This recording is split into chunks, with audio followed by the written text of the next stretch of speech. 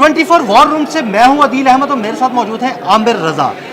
भारत की जानिब से जब पाकिस्तान पर हमले किए गए तो उन हमलों से ला ताल्लुकी इख्तियार करने वाला अमेरिका जब पाकिस्तान ने हमले किए तो दुम हिलाता हुआ पाकिस्तान की गोद में आकर बैठ गया और पाकिस्तान से मिन्नतें तरले करने लगा कि हम सालसी के लिए तैयार हैं। इस सारे मामले पर आमिर रजा से बात करते हैं। आमिर भाई, आखिर क्या मामला है? कल तक तो अमेरिका ला ताल्लुकी का इजहार कर रहा था, आज जब पाकिस्तान ने भारत को ठोक के रख दिया तो दुम हिलाता हुआ आ गया और कहने लगा कि जनाब कशीदगी कम करने के लिए हम अपना किरदार अदा कर सकते हैं। देखिए, अमेरिका जो है वो खुद से नहीं आया है, मोदी मिन्नत तरलों पे उतरा हुआ है। इस वक्त मोदी हाइड आउट है, यानी छुपा हुआ बैठा है कहीं। खुद तो सामने आंख में आंख मिलाकर बात नहीं कर सकता जैसे हम कर रहे हैं। उसने ये तरीका ढूंढा कि उसने किसी तरीके से अपने आका तक रब्ता किया है। मार्क रूबियो ने जो है वो रब्ता किया है हमारे आर्मी चीफ से, हमारी सियासी क़यादत से, और उनसे उनका ये कहना है कि बैठकर अफवाम तफहीम से मामला तय कर लेते हैं। ये ऐसे ही है कि जैसे किसी कोई मोहल्ले का बदमाश किसी शरीफ आदमी के घर के बाहर बार बार आकर खड़काता कि बाहर निकल, और जब वो बाहर निकल आता है कहता हाँ भाई, तो कहता यार माफ़ कर। ये माफिया मांग रहे हैं। अब ये समझ ये रहा है कि अमेरिका पाकिस्तान के लिए वैसा ही अहम है जैसा आज से 20-25 साल पहले अहम हुआ करता था।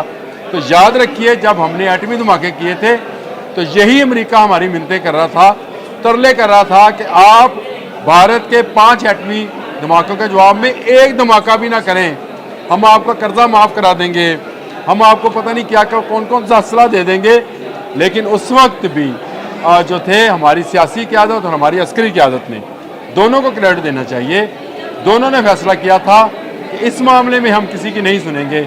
आज जब हम अपने कंधों पर अपने बच्चों का जनाजा उठा लेते हैं, याद रखिएगा अदील साहब, किसी बाप के कंधे पर सबसे बड़ा बोझ उसके बेटे का जनाजा होता है। और हमने एक का नहीं, हमने कहीं इर्तज़ा का, कहीं उसामा का, कहीं उमर का, कहीं हवा का जनाजा अपने कंधों पर उठाया है।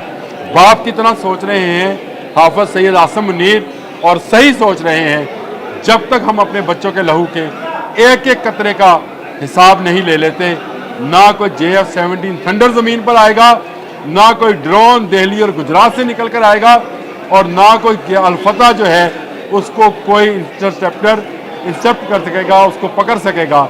और अल-फतह एक मिसाइल है जो अभी इस्तेमाल किया है, अभी तो बहुत रेंज है पाकिस्तान के पास। वो मिसाइल टेक्नोलॉजी है जो शायद दुनिया के बहुत सारे जदीद ममालिक के पास भी नहीं है। और ये बात मैं दावे से कहता हूँ, मैंने पहले भी कहा था कि उनके पास 4.5 का राफेल है, तो हमारे पास 5th जनरेशन का जहाज J-10C है। इसी तरह मैं आपसे कहता हूँ, उनका ब्रह्मोस, उनका पृथ्वी, उनका अग्नि, उनके डिपुओं के अंदर उसी तरह से तबाह हो जाएंगे जैसे आज ब्यास में उनका ब्रह्मोस का डिपू जो है तबाह कर दिया गया, उड़ी में उनका असले का डिपू तबाह कर दिया गया, उनके अखनौर की एयरबेस को तबाह कर दिया गया, उनका पठानकोट तबाह हो गया। पाकिस्तान की सरहदों के साथ साथ कश्मीर से शुरू हो जाइए, पंजाब, राजस्थान तक होते चले जाइए और बहरे अरब तक आ जाइए, आपको कोई एयरबेस उनकी सलामत नहीं मिल रही। और इसका मतलब आप समझते हैं कि एयर स्पेस पर इस वक्त पाकिस्तान के शहीन राज कर रहे हैं। तो अमेरिका मिन्नतें क्यों ना करे, मार्क रूबियो क्यों ना फ़ोन करे, क्योंकि उसकी तो बहुत बड़ी मार्केट है जो तबाह बर्बाद कर दी गई। वो सिलिकॉन वैली जिसके डेटाबेस पर इंडिया बहुत इतराता था, और अमेरिका की कंपनीज वहाँ पर अरबों डॉलर इन्वेस्ट कर चुकी हैं, आज हैक होकर वो पड़ी हैं। जब भी कंप्यूटर खोलते हैं सामने पाकिस्तानी हैकर्स टाटा करते नजर आते हैं। तो अमेरिका अपने मफाद को आया है। अमेरिका भारत को बचाने के मफाद में नहीं आया, अपने मफाद को बचाने को आया।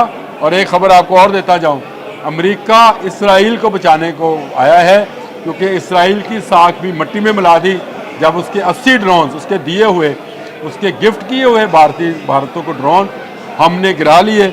उसके बाद अमेरिका को समझ आ गई कि ये टेक्नोलॉजी जो है ये कुछ और है, और ये क्या है, कैसे सेटेलाइट हैक हो गया।